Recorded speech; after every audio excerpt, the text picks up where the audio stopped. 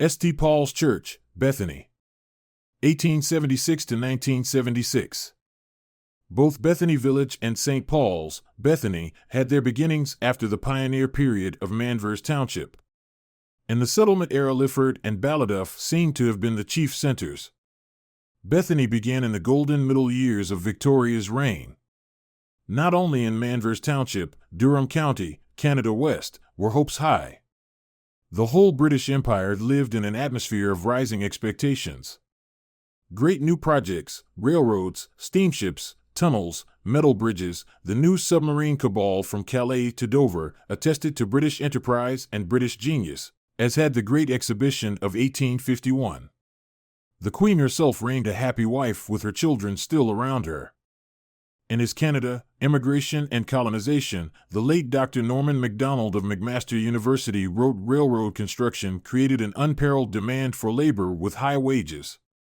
When the Midland Railway from Port Hope in 1855 to 56 began to connect Millbrook to Lindsay, a line to the east of Lifford was chosen to avoid the steeper hills. So a little settlement, to quote the rolling hills, sprang up close to the railroad tracks. Most of the settlers were Canadians of Irish extraction. Even the wars, which troubled those years, with China and with Russia, kept the price of wheat high in Canada West, as did the American Civil War a little later. Farmers were able to obtain prices higher than they had yet known. Wheat sold for $2.64 a bushel, pork for $6.25 a hundredweight, and a pair of chickens for $1. The sawmills, which had been such a feature of life in Upper Canada, were closing one by one as the forest disappeared. The streams and dams were now of use for grist mills to process the wheat, which had become the popular crop. James Preston built a mill to the west of the new settlement with machinery sent from England and hauled from Lake Ontario with great effort and, no doubt, at considerable expense. This mill was to function until 1949. In 1956 it was torn down and the machinery sold as scrap. At a meeting of the residents, the name of Bethany was given to the new village in keeping with the Zions and Bethels to be found throughout the area. So, in the days when everyone knew his Bible, Lindsay folk, 20 miles away, could speak of the settlement as being a day's journey from Jerusalem. But knowledge of the Bible was not the only proof that the current of religious feeling ran strong. The Reverend John Vickers, who had become incumbent to the parish of St. Paul's, Lindsay, in 1858, in addition to encouraging the building of a large frame church in Lindsay, began services in the Orange Hall and later in the Temperance Hall, Bethany. No doubt the completion of the railroad and the beginning of train service to Lindsay in October of 1857 made this widespread activity of Mr. Vickers possible. It is believed, though, that he sometimes came to Manvers on horseback. We have a verbal sketch of him wearing a swallowtail coat with his personal belongings stuffed into the pockets of this garment, late Mrs. Johnston Morton. It is said that he boarded at the home of Jonathan Bryans, and no doubt he required a base in Bethany as well as a home in Lindsay, where he remained in charge until 1872. But in 1873, when Reverend W.T. Smithett had succeeded him, Mr. Vickers was still present for the first Bethany vestry meeting. Also present were Dr. C.H. Brereton, William Graham, S. Vance, A. Morris, Geo Reynolds, and Isaac Preston. Wardens and a lay delegate to the synod were appointed. The first minister of the Anglican Church in Bethany was Reverend Henry Francis Burgess, B.A. in 1876. In 1872 Mr. Burgess had been incumbent of Balliabaro, then called Bloomfield, Cavan, and Perrytown, Hope Township. In 1873 he signed himself as of Cavan and Hope. His first efforts in the parish where he was to serve so long were inauspicious, indeed. On arriving, after a long drive one stormy Sunday in winter at the public hall where service was supposed to be held, he found the hall closed and no one present.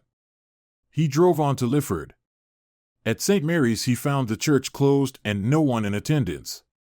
During the following week he felt he could not accept a charge where people were so indifferent as those in Manvers seemed to be. But, at a meeting of the Church of England people in Bethany, on February 17, 1876, it was decided to erect a church. The building committee appointed was Reverend H. F. Burgess, Jeffrey Graham, George Reynolds, William Ward, George Sisson, Robert Kennedy, and Elijah Morris, J.P. Others present were Robert Preston, J.P., Richard Touchburn, or Touchborn, Reeve of Manvers, Jonathan Bryans, and Johnston Morton. The work went forward with great dispatch. William Davis donated the land on Concession 7, Lot 23. Lot 23 had been granted by the Crown over 40 years ago to the Honorable W. Allen and Thomas Jones. They sold it to James Fawless, who, in turn, sold it to John Robinson. William Davis had bought his 100 acres from Robinson, and from this his donation was made. The gift was registered May 2, 1876. Architects were engaged, Messrs. Fowler and Movier, and a mason and carpenter, also James McCullough and Thomas Lee. By May 24th that year the cornerstone was laid by the Grand Master of the Grand Lodge of Canada, J.K. Kerr, Esquire. Masons from Millbrook, Peterborough, and Lindsay attended. It was the J.B. Hall Lodge of Millbrook which had organized the day. The train which brought Mr. Kerr was met by the Bethany Brass Band, which headed a parade to the site of the church.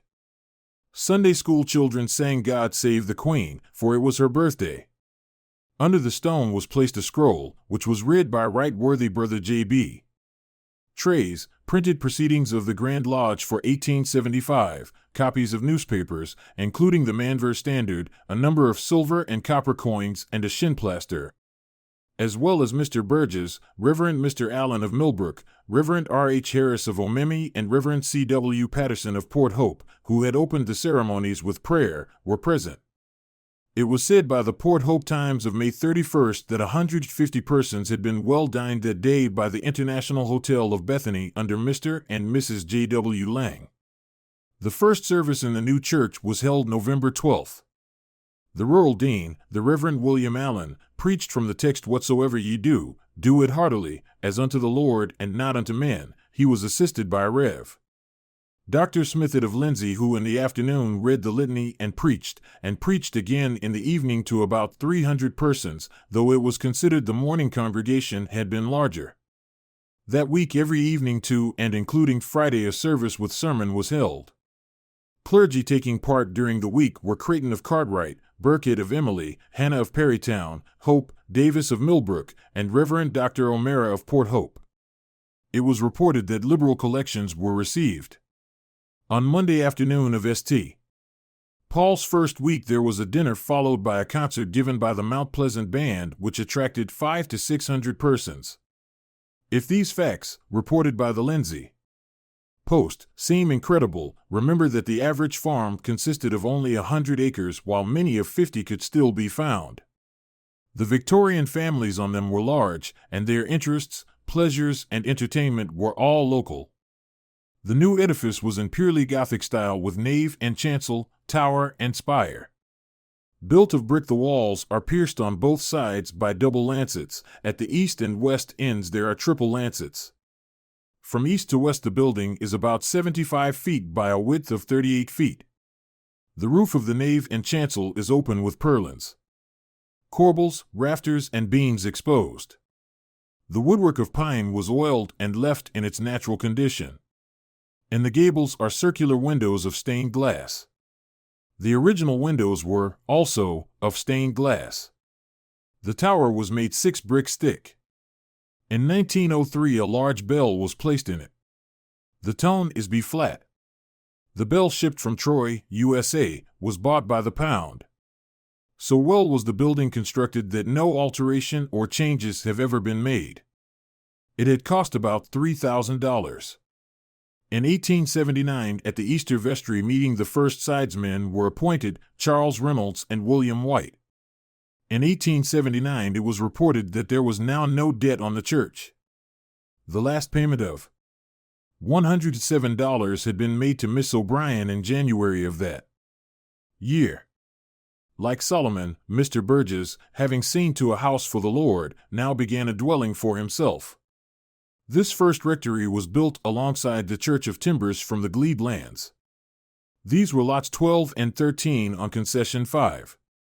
They had been granted by the Crown to Bishop Mountain of Quebec early in the century, and their subsequent records occupy many pages in the Manvers Register in Port Hope.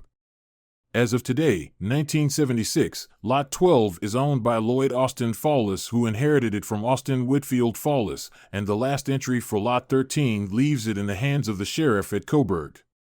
To this new house Mr. Burgess brought his bride, Lavina Marjorie Gardiner of Perrytown, in 1883. Mr. Burgess was then 37 years of age and Lavina 16 years his junior. Parishioners had been aware of his partiality to her before he left the Perrytown parish in 1873.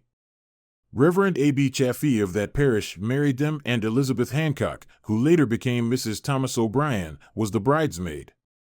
Like the bride, she was young, only 22. Mr. Burgess was not wholly dependent on the salary the parish paid him, as he had a private income and could afford certain luxuries. He had a beautiful gray horse Gertie and a very superior stable in which Gertie lived. But in summer Gertie pastured on the Morton farm along with the rectory Jersey. From the Morton farm came their winter supply of hay, straw, and oats. In those unavaricious days Gertie and the Jersey cost Mr. Burgess nothing to maintain. From the same farm came kindling and wood which heated the church. At the age of 10, young Robert Morton, as his contribution to the church, began to carry the fuel across the field for the 2 big wood stoves. So the 80s passed away, and then the 90s. The new century began. Still Mr. Burgess remained rector of Bethany, and services began when certain faithful, reliable members of the congregation were in their pews. The great sorrow of those 30 years was the death in a hunting accident of Clifford, the rector's 19-year-old son. For his funeral service Robert Morton went to the church and tolled the new bell, and it echoed from the surrounding hills. It was the first time it had been tolled. Church finances came from various sources. In addition to their free will offerings, the church members paid pew rent. Johnston and Catherine Morton paid $5 annually for half a pew. Money was raised, too, by putting on plays. Mr. Bob, the Deacon's Tribulations, Imogene, Mail Order Brides, and Aunt Tilly were staged. Garden parties on an ambitious scale were not only a source of profit but also of pleasure. Everything and everybody appeared there, best foot forward. Some of the financial operations must have entailed a loss. Big dishes of vanilla or strawberry ice cream on sale Saturday nights for 5 cents a large dish can have gained little for the church but goodwill. Bazaars which netted $350 were more profitable. Year after year Minnie Smith and Alice McGrath decorated the hall most charmingly for these. There was a great deal of self-expression, neighborly cooperation, and just good fun in the church life of St. Paul's in those days. In 1906 Mr. Burgess retired to Toronto and was replaced by H. Cooper Alwyn. Mr. Burgess died in 1918. After Mr. Alwyn came J. Alexander Poston, who remained for 3 years to be followed by H. Kaplan. During these next 2 years Bethany was to enjoy its last 2 years of peace. The lingering of 19th century modes of thinking and behavior was brought to an end by the First World War. But those pre-war days had known their sorrows. The natural increase of population, the relentless growing of wheat, and the soil erosion from the hills of Manvers made the exodus of many of its young people necessary. This was Bethany's first marked loss of its people. Some went to the expanding provincial capital, Toronto, others turned their steps to the United States, many, encouraged by the completion of the CPR. And periods of exemption from hail and grasshoppers migrated westward, especially to the young province of Manitoba. One whole town there, Souris, was populated by settlers from the neighboring township of Cavan. A second great loss came with the fire of 1911, which destroyed the business section of Bethany. Discouraged by this setback to the village, many families left. It took Bethany years to recover. But there had been some advances. In 1907, Dr. John Joseph Hamilton came back to his native village to practice medicine. He installed the first telephone in his own home and became instrumental in having a telephone system organized with the first line completed in 1911. This ended the isolation which had weighed so heavily on the country people, especially on the farms. Illness was no longer so dreadful as in the days when the doctor could not be called until he had been alerted by a man or boy on horseback. The men had always been able to relieve the loneliness of the farms by trips with a grist to the mill, the communal activities of threshing, wood sawing, and, later, silo filling. Political meetings or school board meetings were occasions for masculine socializing. The teacher might be a slip of a girl, but from PEI to BC school meetings were solidly male. Now the women could get in touch with one another easily. The adoption by the medical men of the new speedster, the automobile, portended more good to Bethany. One hesitates to touch that fateful year of 1914. It began the greatest loss of all. 70 men and 1 woman enlisted from this community. From St. Paul's they were Charles Davis, Thomas George Gillis, Harold Hector Hamilton, Thomas Hardman, Elmer Hutchinson, Charles Herbert Morton, Reg Palmer, and William Phillips, military medal. Of these, Thomas Hardman, Elmer Hutchinson, and Charles Morton made the supreme sacrifice. After the war, it was necessary to undertake work which had stood still. In Rev. A.T. Weir's incumbency, 1914 to 1923, the present rectory was built. Rev. George Firehiller's stay, 1923 to 1932, saw even further activity. In 1925 a furnace was installed, a closed shed was erected, and a wire fence built. The Girls' Guild gave the west window in 1930 depicting the Good Shepherd, and a memorial window in memory of Mr. J.J. Preston was placed in the east window. It bore only the words, "Living bread which came down from heaven. Alleluia, alleluia. Holy, holy, holy, Lord God Almighty." A font and a handsome oak case to the memory of Rev. H.F. Burgess was put in the church. In addition to his name and dates were the words, "A devoted servant of God. Enter thou into the joy of thy Lord." There are also in the church 2 plaques. In the chancel is one in memory of Charles Morton, who died of wounds near Lens in France. On the left side of the nave in memory of Isaac Preston, 1837 to 1920, who was superintendent of the Sunday school at Lifford for 35 years and at Bethany for 10 years, is another. In 1929 the Great Depression began to lay its blight over the whole of North America. As young people out of work in the cities, farmers dried out in the West, and businessmen who had failed in the USA returned to rural Ontario, there was some increase in population. But capital works were out of the question. Even necessary repairs were made with difficulty. This state of affairs was to continue until the Second World War broke out in 1939, and once again there was rural depopulation.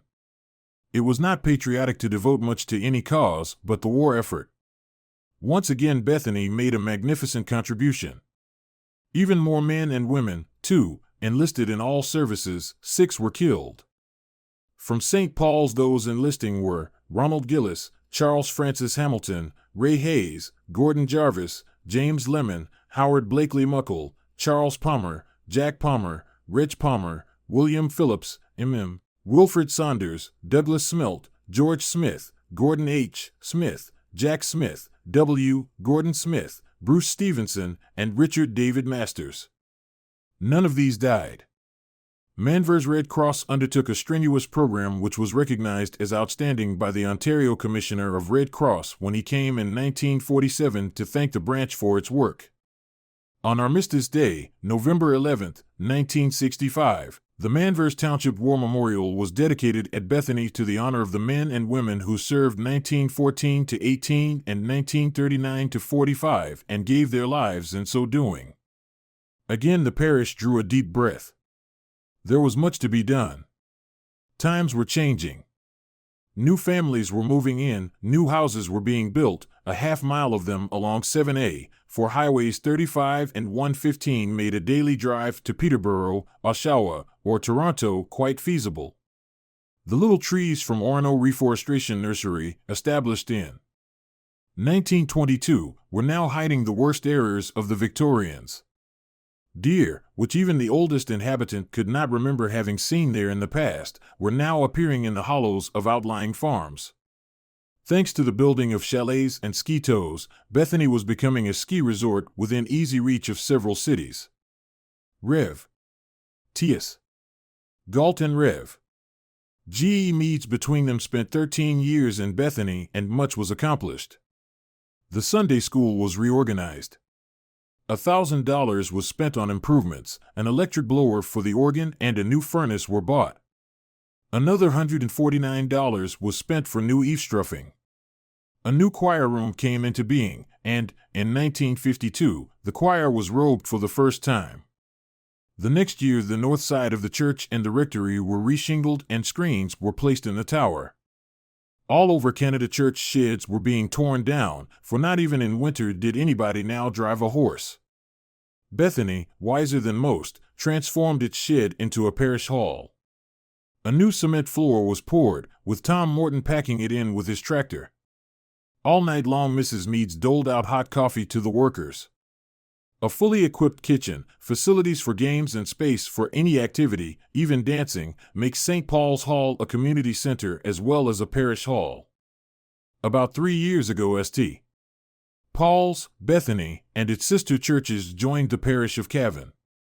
The Cavan parish has always been one of the banner Anglican parishes in rural Ontario. The following churches now belong to it: St. Thomas's, Millbrook, St. John's, Ida, St.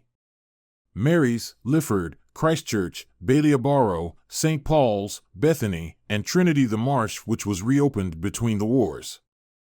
2 clergymen now share the duties of this large parish, Wayne Chafterton and David Sismore. In this centennial year of 1976, the choir, reorganized in 1974, has been supplied with new surplices, the first since 1946.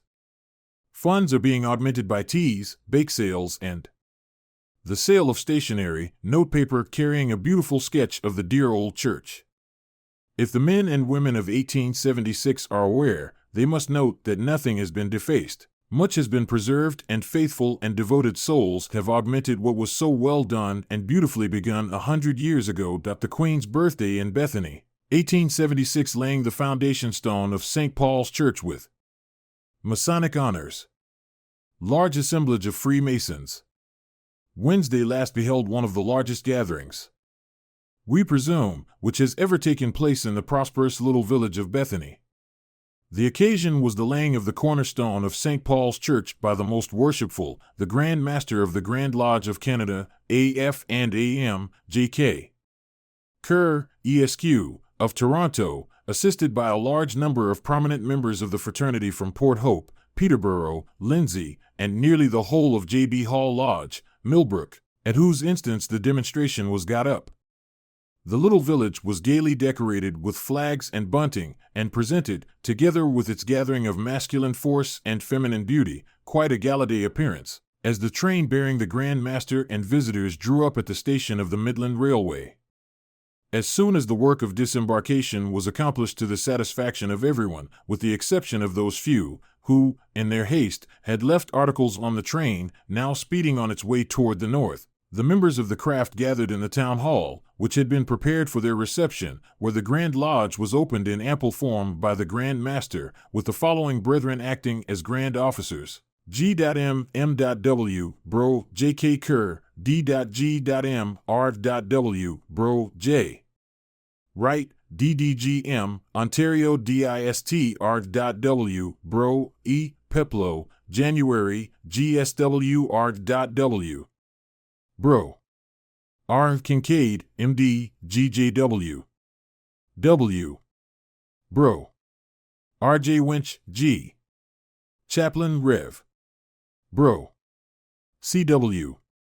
Patterson, G. Registrar, R.W. Bro. J.B. Bickle, G.Secy, R.W. Bro. J.B. Trays, G.S.D.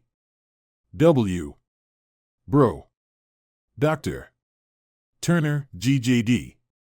W. Bro. C. Dobler, G.D. of C. V. W. Bro. Dr. Might, G.S.B.W. Bro. D. McNaughton, Grand Stewards, W. Bro. A. H. Melville, W. Bro. W. T. Lockhart, W. Bro. W. Milnes, W. Bro. Peter Begg, Grand Tyler, Bro. Geo Reading, Port Hope. The procession was then formed, and headed by the Bethany Brass Band, proceeded in Masonic order to the site of the church where the ceremony was about to be performed. Arriving here, the line opened out, and the Grand Master, accompanied by the Rev. Mr. Burgess, incumbent of St. Paul's Church, the Rev. Mr.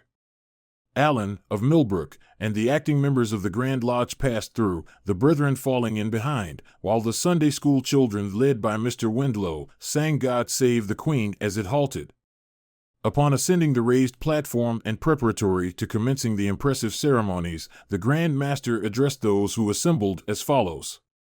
Ladies and gentlemen, it was to me a source of great pleasure to be able to accede to the request of the incumbent and church wardens of this parish, to call a meeting of the Grand Lodge for the purpose of laying the cornerstone of the building soon to be erected upon the spot upon which we stand, and now that we have assembled before you, I take this opportunity of making a few observations with reference to ourselves and the order to which we have the honor to belong.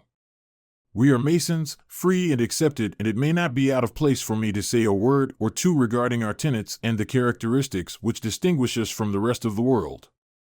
We are therefore true and loyal citizens of this land. We fear God and honor the Queen. Long may she be spared to reign over us.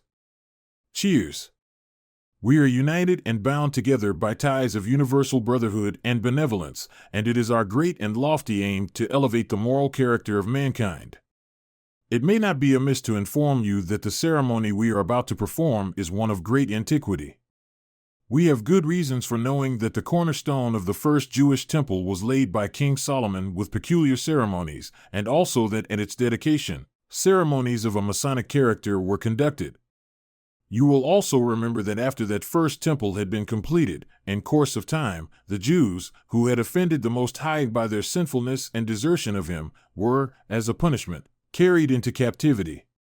After they had been in captivity a number of years, Cyrus rose, and under his reign they were permitted again to rebuild their temple. On the occasion of the rebuilding, and after 7 months of preparation, the foundation stone of that important edifice, the Second Temple, was laid with public ceremonies of the most imposing kind. So far back can we distinctly trace the practice of the ceremony we are called together today to perform, and ancient history teems with instances of foundation stones which have been laid with these solemnities. In numberless instances of these, the institution to which we have the honor to belong has been called upon to enact the most important part, according to their ancient rites and established usages. And not only in the laying of cornerstones, but in the buildings themselves, did masonry perform the most important part. The grand old edifices of ancient days were all constructed and designed by members of our order. We know that the remarkable Cathedral of St. Paul's was designed by Sir Christopher Wren, then a member of the order and master of a Masonic lodge, and that the plans were all carried out under his direction. Although we who have been initiated have the best of reasons for knowing our order existed in the time of King Solomon, and that he was a member of it, to some of those who have not received that privilege this point may be disputed. It may suffice, therefore, to state that independent of the evidences we are in possession of, and which are hidden from the rest of the world, that there are authentic records in the archives of England that the first charter was issued in that country as early as the 4th century. When I say this, I think it sufficient evidence of our right to lay claim that ours is the most ancient and also the most honorable order which characterizes the age in which we live. Our institution is one which has particular claims upon the human race. We have teachings peculiar to ourselves which serve to make us loyal citizens of our Queen and useful members of society, and not only useful to each other, but also to those round about us. Although it must be understood Freemasonry does not claim to be a religion, she has been fitly called the handmaid of religion. We do not profess to take the place of religion, but we do profess to be able to join with it on the broad principles of brotherly love, relief, and truth, and guided by these, to have an opportunity of improving our fellow men, and by our teachings, fitting them for religious truths. We have other cardinal points to guide us, and one of these we esteem most highly is that of friendship. We regard it as an inestimable pleasure to be able to extend the right hand of fellowship and to be on amicable terms with those with whom we come in contact. We regard it as a duty to be tolerant of urbanity and truth in all our intercourse with our fellow men. Another high characteristic of our order is that of the charity of a Freemason's heart. It is this which enables him to find out the sick, the widow, the orphan, the aged, and the distressed, and give them such assistance as their several cases demand. Long may this be the watchword of our order. It is not necessary for me to say more, suffice it to mention that in all the undertakings of our order in times past, there have been none we have accepted more cheerfully than that of laying cornerstones of edifices about to be erected for the worship of the Most High. May this edifice about to be raised here prove perfect in all its parts, and honorable to the builders. May religious truths ever be proclaimed within its walls, and here may many learn to realize the inestimable privileges the gospel brings. We have been fortunate in our choice of the day for conducting our ceremonies. Heaven itself is smiling upon our undertak ing, as well as upon the birthday of our most honored sovereign. Let us together shout right loyally 3 hearty cheers for Her Most Gracious Majesty, our Queen. To this appeal, there was a universal response from the assembled multitude. Prayer was then offered up by Rev. Bro. C.W. Patterson, of Port Hope, Acting Grand Chaplain. R.W. Bro, J.B. Trays, PDDGM. Ontario. DIST, then read the following scroll, and a list of articles placed under the stone, viz., a copy of the scroll just read, copy of the printed proceedings of Grand Lodge for 1875, copies of the Toronto Daily Mail and Globe, the Port Hope Times, Church Herald, and Manvers Standard, together with the following coins, a 50, 25, 20, 10, and 5-cent silver plate, 1-cent copper, with a 25-cent current script. Scroll. In the name and by the favor of the glorious architect of heaven and earth, on this 24th day of May, A.D. 1876, and of the era of Freemasonry, Anno Lucius, 5876, and in the 39th year of the reign of our gracious sovereign Victoria, Queen of Great Britain, Ireland, and the dependencies in Europe, Asia, Africa, the Dominion of Canada, Australasia, Empress of India, etc., etc., the Right Honorable Sir Frederick Temple, Earl of Dufferin, K.P., KCB, Governor-General of the Dominion of Canada. The Honorable Donald A. MacDonald, Lieutenant Governor of the Province of Ontario. The Honorable Alexander Mackenzie, Minister of Public Works and Premier of the Dominion. The Honorable Edward Blake, Minister of Justice and Attorney General.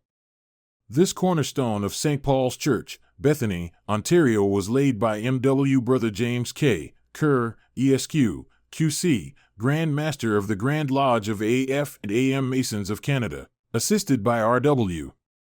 Bro. J. Wright, Acting DGM, R.W. Bro. Dr. Kincaid, GSW, W. Bro, R.J. Winch, GJW, Reverend Bro, C.W. Patterson, Grand Chaplain, R.W. Bro. E. Peplow, Jr., DDGM Ontario District, R.W. Bro, J.B. Bickle, G. Reg, R.W. Bro. J.B. Trays, G.S.W. Bro. Dr. Turner, G.S.D. W. Bro. C. Dobler, G.J.D. V.W. Bro. Dr. Might, G.D. of C.W. Bro. McNaughton, G. Sword Bearer, R.W. Bro, J.B. Hall and W. Brothers Melville, Miller, Lockhart, and Begg, Grand Stewards, Bro. Geo. Reading, Grand Tyler, and a large concourse of the Brethren of Ontario District, in accordance with the ceremonies and usages of the order, which may the GAOTU ever protect and prosper. Rev. Henry Francis Burgess, Incumbent, George Reynolds and Charles Brereton, M.D., Church Wardens, Rev. H.F. Burgess, George Reynolds, George Sisson, Jeffrey Graham, Isaiah Morris, Building Com, Messrs. Fowler and Moher, Architects, Robert Touchburn, ESQ, Reeve of Manvers Township, and Josiah Wilson, George Shaw, J. Barnacut and John McGill, Jr., Councilors of Manvers. God save the Queen. Rev. Mr. Burgess, incumbent of St. Paul's Church, then stepped forward and presented the Grand Master with a magnificent silver trowel and read the following address. To the Most Worshipful J.K. Kerr, GM of AF and AM of Canada. It affords me great pleasure, in the name of the Building Committee of St. Paul's Church, Bethany, to present to you this towel on the occasion of laying the cornerstone of this church, as a slight memento of this your first official visit amongst us. I hope that the feeling of brotherly love and unity here today exemplified may be cemented ever firmer and firmer as time wears on, and that we may all learn to realize, behold, how good a thing it is for brethren to dwell together in unity. To which the Grand Master replied as follows. Mr. Burgess and gentlemen of the Building Committee, I confess I cannot find words adequately to express to you my gratification and pleasure on being presented with such a magnificent trowel as this is. I assure you I shall always preserve and treasure it as a pleasing memento of one of the most interesting occasions in which it was my good fortune ever to take part. The trowel was a very beautiful one and appropriately inscribed. The stone was then lowered into its place by 3 regular drops, while the band played slowly. The plumb, level, and square were then applied to the stone by the acting Grand Junior Warden, W. Bro. R.J. Winch, of Coburg, the acting Grand Senior Warden, R.W. Bro. Dr.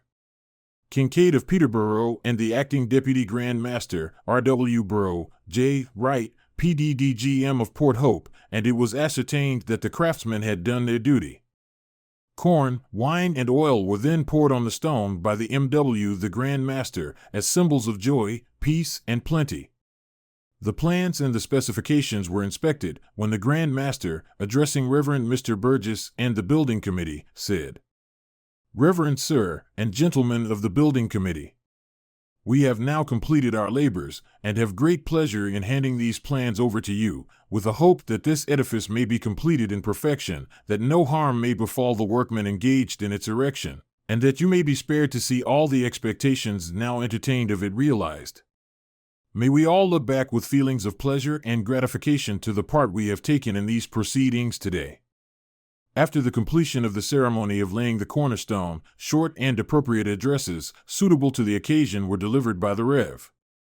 Mr.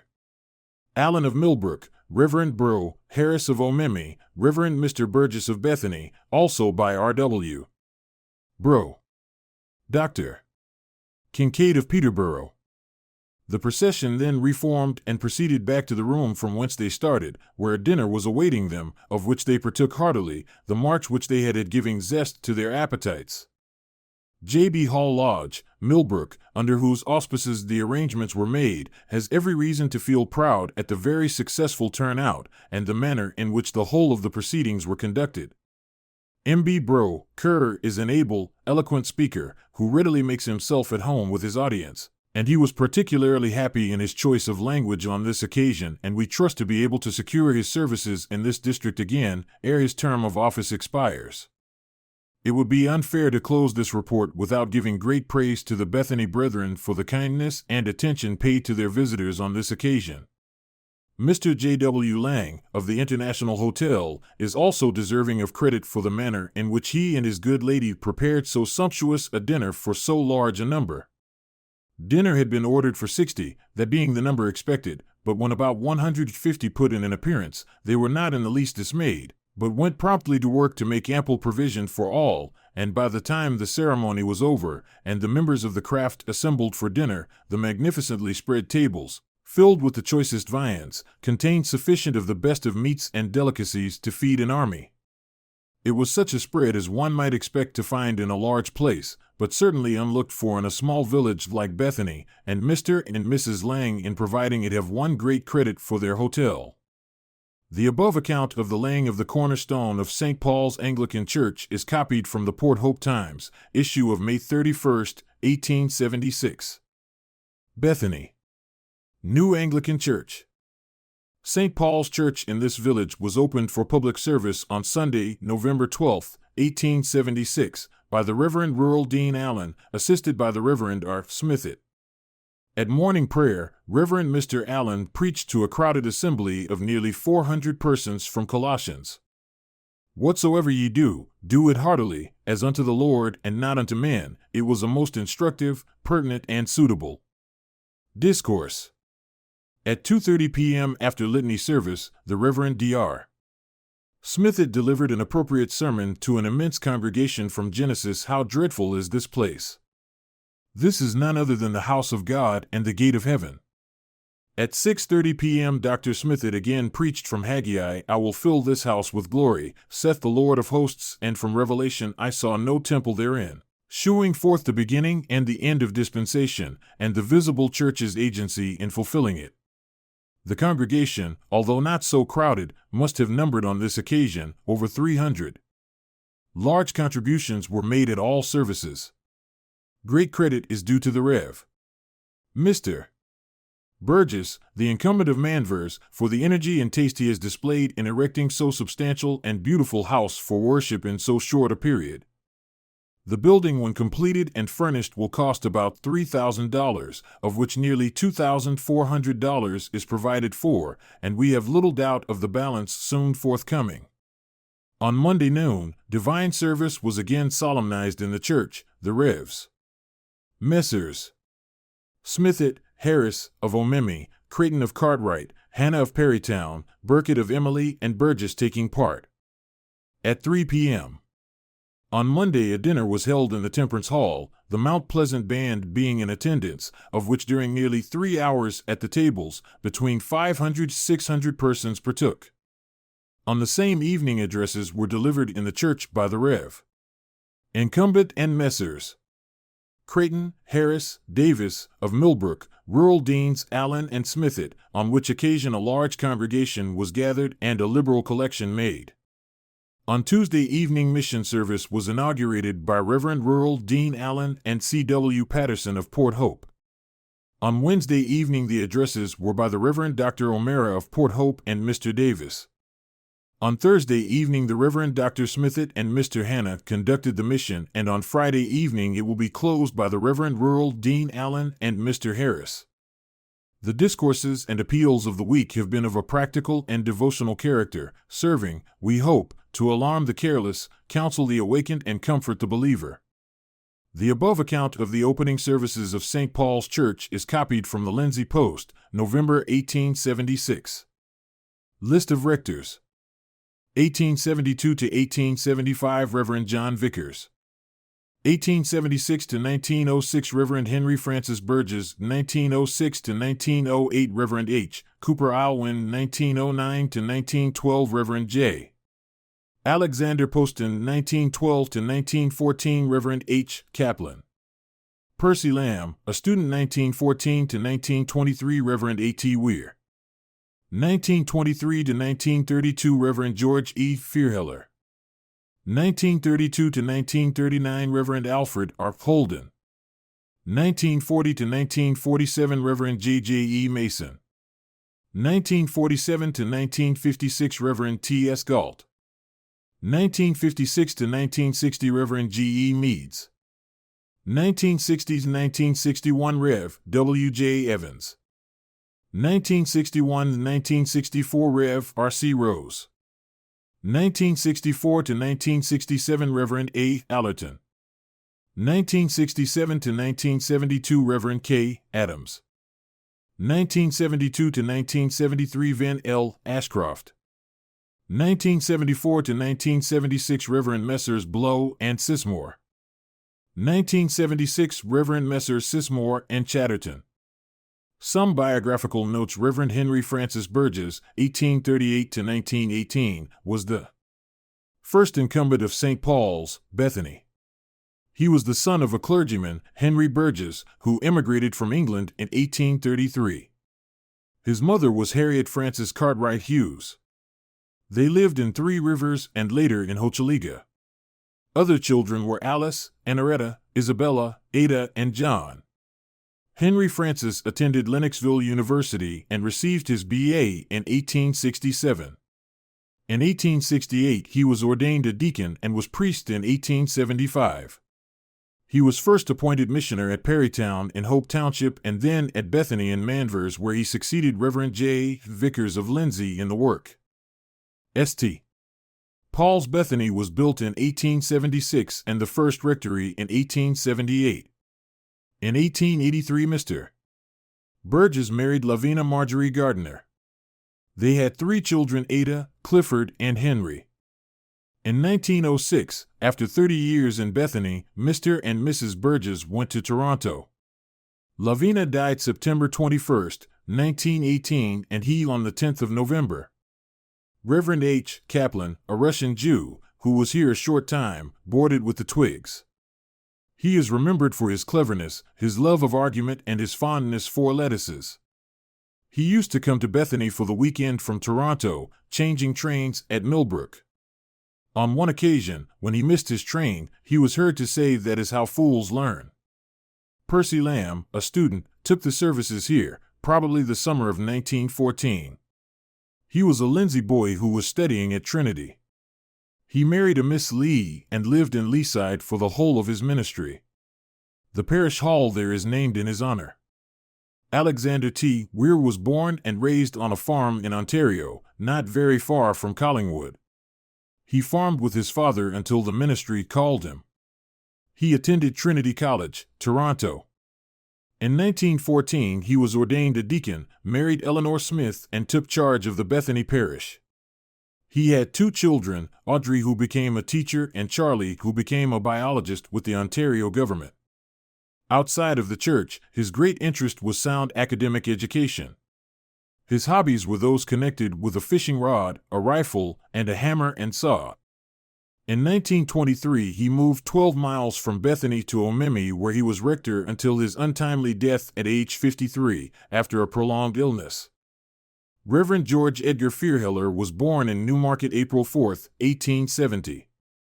He was educated at Newmarket, Ottawa, and Trinity College, Toronto. Until 1916, he taught school. During that time, he was a lay reader in the Diocese of Huron. This influenced his decision to enter the full-time ministry of the church, fulfilling his father's longtime wish. On Trinity Sunday, 1919, he was ordained priest in the Cathedral of St. Alban the Martyr, Toronto. From 1917 to 1923, he was in charge of the mission of Minden in Haliburton County. In 1923, he was appointed to the mission of Manvers, where he stayed until 1932. At that time, he became rector of Allendale and remained there until his retirement in 1940. In 1942, he moved to Ottawa, where he lived with his daughter until his death in 1952. Reverend Alfred Holden, who was in Bethany in the 30s, had been an alto soloist in Litchfield Cathedral and, before coming to Canada in 1907, belonged to the Birmingham Opera Company. In 1908, he married Cora Mackey, who had been organist at St. Martin's in the Field, where Mr. Holden had been in the choir. At the Church of the Good Shepherd, Mount Dennis, Ontario, he was a very active church member at the period when that church was built. During the First Great War, he served in the Army Service Corps at Camp Borden. He became licensed as a lay reader in the Diocese of Toronto and served in many parishes in Bishop Sweeney's time. Bishop Sweeney ordained him priest and sent him to St. George's, Allendale, as rector. From there he came to Bethany, Lifford, and the Marsh. After about a decade in Durham County, he went to the Good Shepherd, Wyville, where he remained until his retirement. He was assistant at St. Mark's, Parkdale, and, when he died, was the much-loved assistant at St. James, Wallaceburg. At that time, he was the oldest clergyman in the deanery. Reverend John Joseph Edward Mason was a graduate of Trinity College in 1934 as a licentiate of theology. Ordained priest in 1935 by Bishop Owen, he served in several city parishes and a number of rural ones. He was in Bethany from July 1940 to May 1947.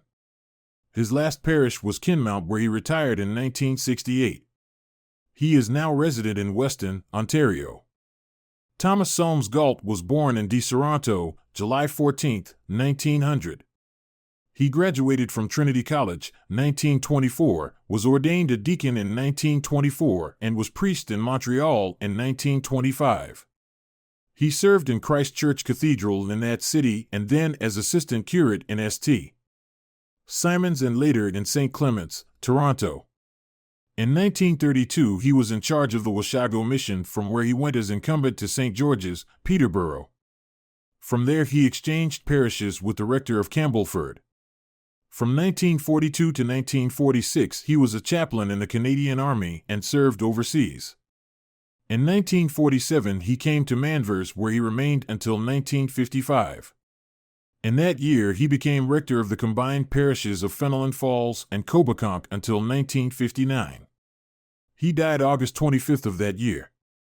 Reverend G. E. Meads was at Bethany 1956 to 1960. During those years the shed was converted to the parish hall.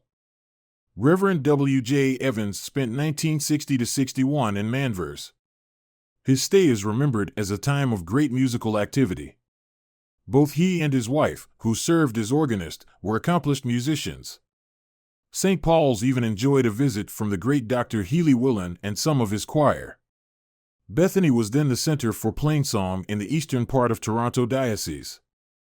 Musical young people from as far away as Lindsay participated in the musical life of Bethany. Mr. Evans came to Manvers after his graduation from Huron College, where he had won a scholarship and an award in the philosophy of religion. Reverend Keith Adams was ordained in St. John's, Norway, Kingston Road, where he was the assistant minister. He came to Manvers in 1968. After 4 years he became rector of Campbellford and is now at St. Albans, Peterborough. Venerable Archdeacon Lawrence Ashcroft came from England and served as our rector for a year, 1972 to 73. He has completed 50 years in the ministry and is now rector of St. Crispin's Anglican Church, Scarborough. Rev. Arthur Allerton started his working life as a farmer at the age of 16. His dad had been a farmer but was unfortunately struck by lightning and paralyzed. With a large family to raise, his father went to the city. Arthur had the country in his blood but not the stamina to do the hard physical labor of the farm. So he spent 4 years at the College of Art, from which he graduated. About this time, his father was getting back on his feet and had an itch to return to farming. He bought 100 acres of potato land across from a little country church. Meantime, Arthur had gone into business. He would often visit the farm and the little country church, play the organ and sing the old gospel hymns he had learned as a boy. The church, which was always open and inviting, stirred reminiscences of another church and a Sunday school teacher who would put his hand on Arthur's youthful head and say, "This is my little minister." In 1962 he was called to the Anglican ministry and entered Wycliffe College. He had spent the years 1942 to 45 in the Royal Canadian Engineers in Italy and graduated from Wycliffe with honors in systematic theology in 1966. In 1965 he had been asked to become student minister of the parish of Manvers. He had never heard of such a place before, but, accepting the call, he was informed his first service, Sunday morning, would be at the marsh. After running all over Manvers Township, he was finally directed to that little country church across from the farm where his parents had lived until his mother died. He will never forget the warm hearts there, nor the hot wood stove that burned a hole in his first nylon surplice. Nor will he ever forget the busload of caring persons who arrived at St. James Cathedral for his ordination. Nor the tears on his departure in 1967. From Manvers he went to Schaumburg that year and is still there today. He and his wife Jean send their very best wishes and congratulations on this 100th anniversary of St. Paul's, Bethany. Reverend Robert Blow was born in Karachi and grew up in Brussels, Belgium. He attended school in England, then joined the Indian Army for 5 years during the war. He studied at Cambridge. During his first year there he became a Christian. Following 2 years of theological study in Bristol, he returned to India as a missionary, was ordained and trained Indian young men for the ministry. He met his wife Molly in India, and their 4 children, Rachel, Peter, Jim, and Suzanne, were born there. 12 years ago the Blow family settled in Toronto. Robert has been director of the Bible and Medical Missionary Fellowship, has taught at York University, and has had 4 very happy years as rector of the parish of Cavan. He is now assistant rector of Little Trinity Church in Toronto. Reverend David Sismore came from Dorset in England in 1957. He graduated from Wycliffe College. From his first parish of Minesing, Midhurst and Craighurst he came to Bethany. He is at present joint rector of the parishes of Cavan and Manvers. Reverend Wayne Chatterton was born in Toronto in 1939. He attended St. John's, Norway, and sang in boy, teens, and adult choir. He belonged, also, to various Bible classes and youth groups. He attended the University of Toronto and graduated from McGill University's Faculty of Divinity with an Honours B.D. Ordained in 1965 to the diaconate, he served first in Indian missions in northern Manitoba. Other churches in which he served before coming to Cavan and Manvers were in Thompson, Manitoba, and Montreal, Quebec. St. Paul's organists. Miss Ada Preston was the first organist. Miss Addie and Miss Jane, who lived near the United Church, owned a plantation in Cuba. From it they brought a parrot to Bethany. And Summer Polly's cage hung on the porch. The parrot, which could hear the Reverend Mr. Adams of the United Church, shouted back, "Shut up." The amused congregation could hear the parrot.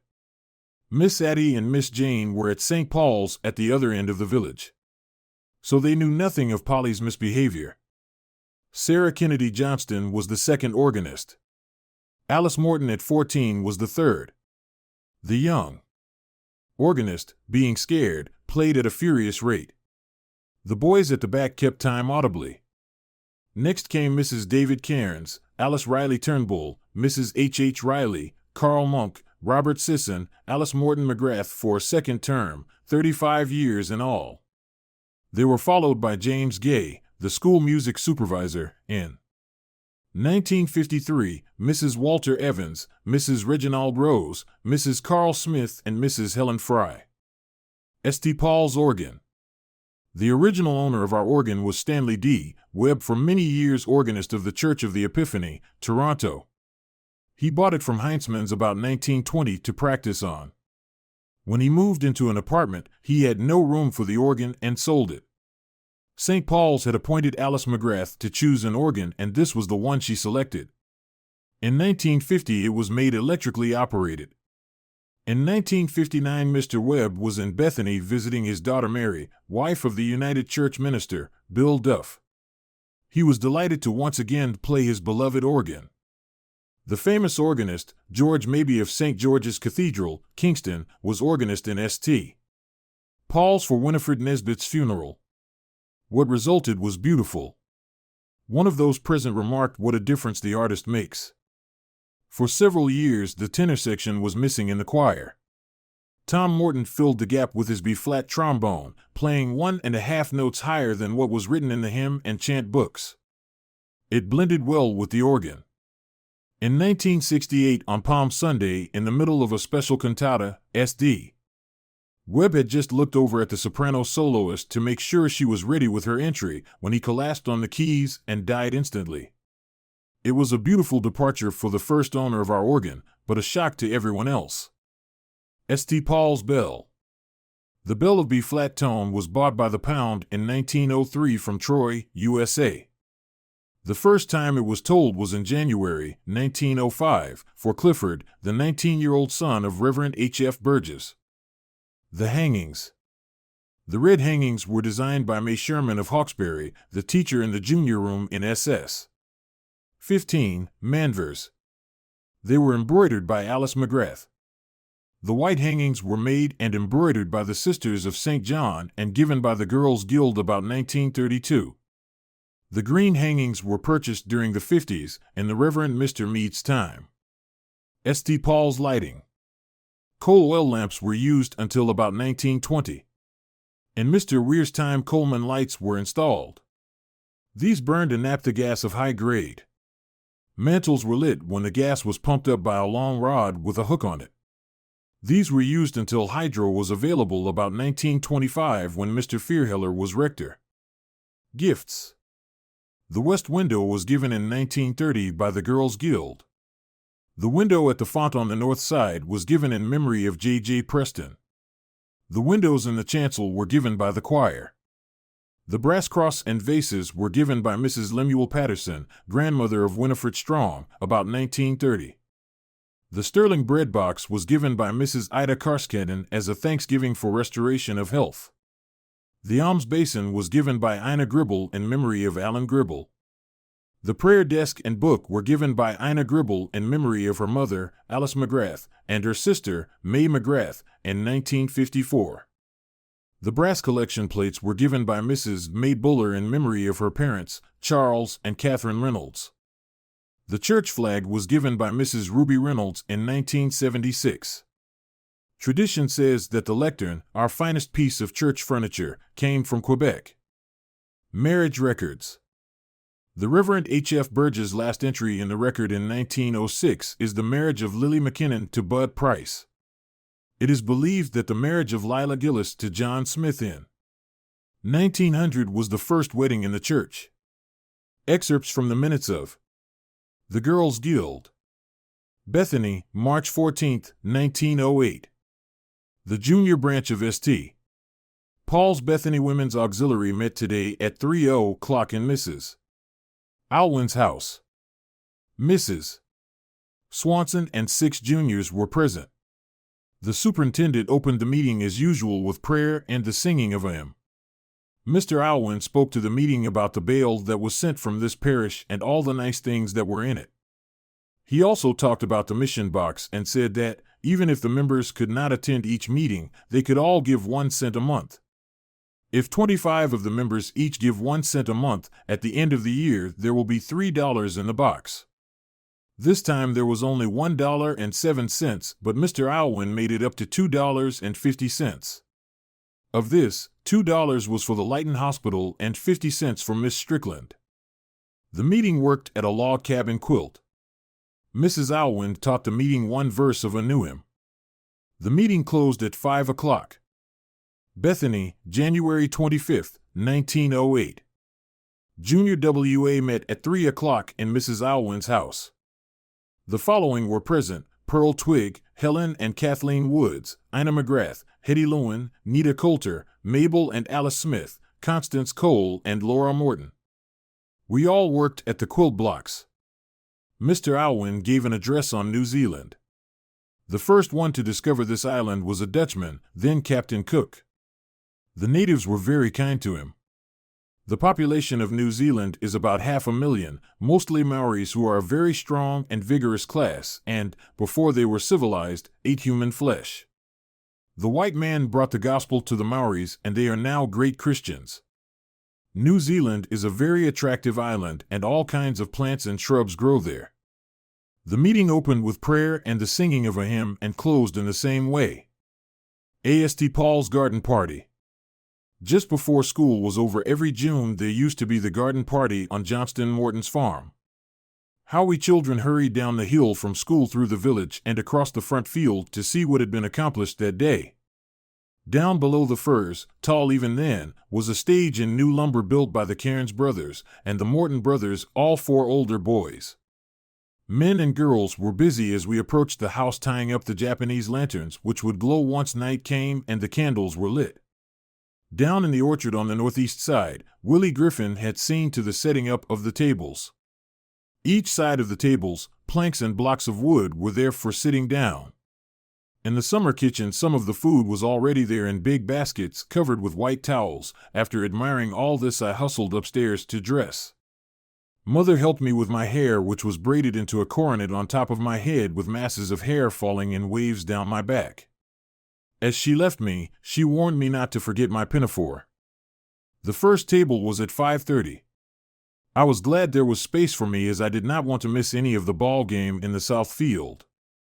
It was Pontypool against Bethany that night, and the church ladies were a little anxious lest they had not prepared enough food for the expected crowd. Inside the front door were piles of programs of the play printed by the Millbrook Mirror. There were the tickets, too, which had been saved from the oversupply ordered in 1891, with just the date reprinted. At the top of the programs was the cast of players: Mrs. J.J. Hamilton, Miss Flossie Patterson, J.A. Cairns, Mrs. D. Cairns, Miss Minnie Smith, Robert Morton, T.H., Hutchinson, C.H. Morton, George L. Lackner, Gervin Hodden, and Victor McCartney. Mother was anxiously looking out at the sky where a few clouds had appeared. The play could be held in the East Barn as it had in previous emergencies. But she remembered the first garden party when the house was new and it had rained. Everyone had come crowding into the house, and somehow the big key of the north door was broken in the lock. It had been impossible for years to lock up the house, not that it mattered. The Bethany Band men sat at the same table as I did, but they were having supper for free.